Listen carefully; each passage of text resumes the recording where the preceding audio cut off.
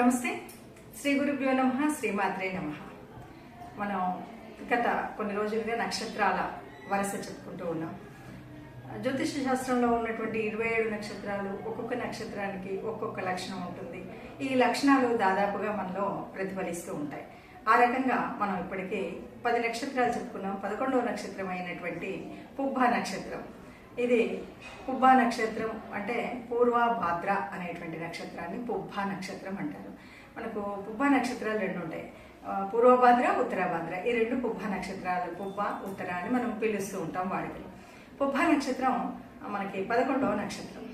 ఈ నక్షత్రం మనుష్య గణానికి చెందినటువంటిది. ఇక్కడ కూడా ఎలుక యోనికి చెందినటువంటి నక్షత్రం. ఇక్కడ అధిదేవతలు ఎవరయ్యా అంటే మరి శుక్రుడికి ఆధిపత్యంలో ఉండేటువంటి శుక్రుడి గ్రహానికి సంబంధించినటువంటిది. శుక్రుడు అధిదేవుడిగా ఉండేటువంటి నక్షత్రం ఈ నక్షత్రం. సో ఇది సింహరాశిలో ఉంటుంది. అంటే మకా నక్షత్రం తర్వాత పుబ్బా నక్షత్రం 4 పాదాలు కూడా సింహరాశిలో ఉంటాయి. సో ఇప్పుడు ఈ నక్షత్ర లక్షణాలు ఎలా ఉంటాయంటే కొంచెం సింహరాశి యొక్క తత్వాలు అలాగే శుక్రుడి యొక్క తత్వాలు రెండూ కలిసినట్టుగా ఉంటాయి.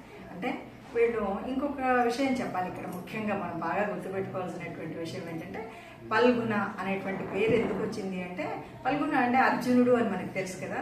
ఈ పుబ్బా ఉత్తర నక్షత్రాల సంధికాలంలో అర్జునుడు పుట్టాడని, అందుకని పల్గుణ అని అంటారని. కాబట్టి అర్జునుడి యొక్క క్యారెక్టర్స్ అంటే శౌర్యం, ధైర్యం, వీటితో పాటు ఒక అపారమైనటువంటి సూక్ష్మ గ్రాహిత్యం, ఇవన్నీ కూడా ఈ నక్షత్రం వాళ్ళకి ఉంటుంది.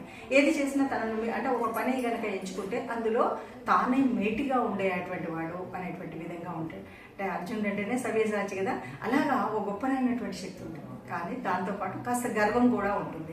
ఈ గర్వం అనేటువంటిది కొద్దిగా ఇబ్బంది కలిగించేటువంటి విషయం. వారిని అంటే ఇక వీరి వ్యవస్థ ఎలా ఉంటుందంటే చక్కగా చిన్నప్పటి నుండి కూడా బాగుంటారు, తెలివితేటలు ఎక్కువ ఉంటాయి.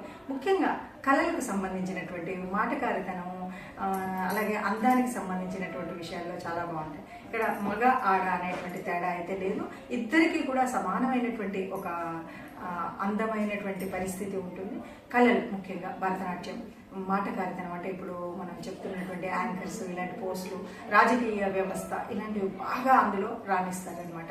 చక్కగా ఏ విషయంలోనైనా వాళ్ళు ఇంకా వాళ్ళని మించినటువంటి వాళ్ళు లేరు అనే అభినయంలో ముఖ్యంగా కళ్ళు చాలా బాగుంటాయి. ఈ కళ్ళతోనే వాళ్ళు అన్ని విషయాలు చెప్పగలిగినటువంటి సామర్థ్యం కూడా వాళ్ళకు ఉంటుంది. కాకపోతే ఒకే ఒక్క విషయంలో ఏంటి అంటే వాళ్ళు ఎట్లా ఉన్నారో అట్లా ఉంటే మంచిది. కాకపోతే వీళ్ళల్లో మనకు చెడు ఏదైనా ఉందా అంటే ఈ నక్షత్రంలో ఎప్పుడైనా ఎవరికైనా పుబ్బా నక్షత్రంలో జ్వరాలు రావడం కానీ సిక్ అవ్వడం కానీ ఇది ఉంటే కాస్త కష్టమైనటువంటిది. అంటే మళ్ళీ అది తగ్గడం అనేటువంటిది కొద్దిగా కష్టం.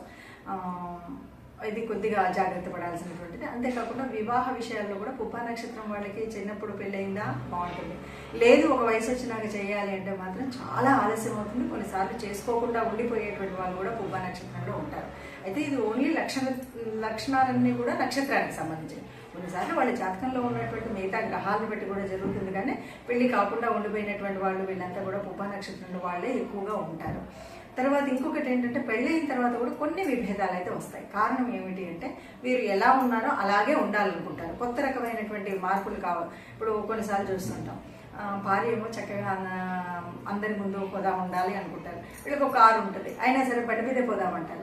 అదే కాదండి అన్నాం అనుకోలేదు, ఏం బండి మీద పోతే వాళ్ళు అన్నం పెట్టరా, వాళ్ళు భోజనం పెట్టరా, వాళ్ళు మనం రానివ్వరా, ఇలాంటి వాదన ఉంటుంది. అన్నిట్లలో కూడా భార్యని భర్తవని ఇలాంటి అంటే వాళ్ళు ఎలా ఉన్నారో అలా మాత్రమే ఉండాలి అనుకునేటువంటి లక్షణాలు ఉంటాయి.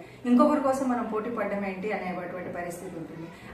ఇంకొకరికి ఎట్లున్నారో వాళ్ళ కోసం మనం వాళ్ళకి తగ్గట్టుగా మనం వెళ్ళాలా, ఇలాంటి మాటలు ఉంటాయి. కాబట్టి ఇక్కడ కొంచెం విభేదాలు రావడం, విడిపోవడాలు ఉంటాయి. అయితే ఏంటంటే ఇది మనం చిన్నప్పటి నుండి కూడా ఈ పుబ్బా నక్షత్రంలో పుట్టినటువంటి వాళ్ళు తల్లిదండ్రులు కనుక మనం కొద్దిగా మార్గదర్శనం చేయడం అనేటువంటిది చేయాలి.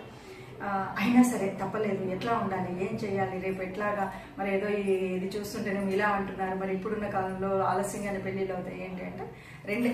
అర్జునుడు ఏం చేశాడండి, పాశుపతాస్త్రం కోసమైనా అంటే ఆయన అనుకున్నప్పుడు కానీ శివుడి ధ్యానంలో శివుడిని మెప్పించి కదా అలాగే దుర్గాదేవిని ఆరాధించు కదా, అందుకని ఈ నక్షత్రం వాళ్ళు ముఖ్యంగా శివ ఆరాధన, దుర్గాదేవి ఆరాధన చేసినట్టయితే ఎక్కడైనా ఏమైనా ఇబ్బందులు ఉంటే ఆ ఇబ్బందులు పూర్తిగా తొలగిపోయి చక్కగా ఉంటారని చెప్పొచ్చు. ఇది పుబ్బ నక్షత్రానికి సంబంధించినటువంటి వరకు ఈ లక్షణాలు ఉంటాయి.